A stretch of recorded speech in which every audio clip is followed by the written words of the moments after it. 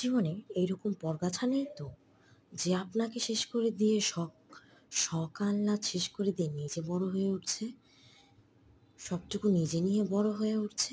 যদি থেকে থাকে জাস্ট উপড়ে ফেলে দিন, তাকে উপড়ে ফেলে দিন আপনি। কারণ নিজের শখ আহ্লাদ সবচেয়ে বড় কিছু। নিজের শখ আহ্লাদকে বড় করে দেখুন এবং নিজের শখ আহ্লাদ পূরণ করতে চেষ্টা করুন। এত অন্যের জন্য বিচলিত হয়ে যাবেন না, এত অন্যের জন্য ভাববেন না। অন্যের কথা কম ভাবুন, নিজেকে নিয়ে একটু ব্যস্ত থাকুন।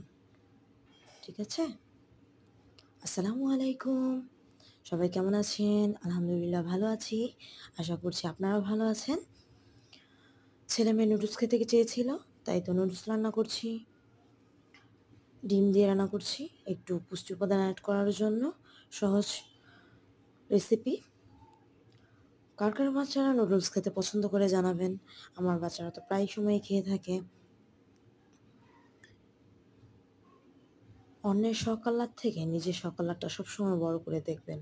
অন্য মানুষ সে আসবে আর যাবে, কিন্তু আপনি আপনার সাথে সারা জীবন থেকে যাবেন।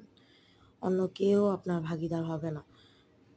তদরূপ আপনি নিজের শখ আহ্লাদ, নিজের ইচ্ছা অনিচ্ছা সব কিছু নিজের জন্য দেখেন। অপরকে এত নিয়ে চিন্তা করেন না, নিজেকে নিয়ে চিন্তা করুন, ভাবুন নিজেকে নিয়ে। আল্লাহ হাফেজ, বাই।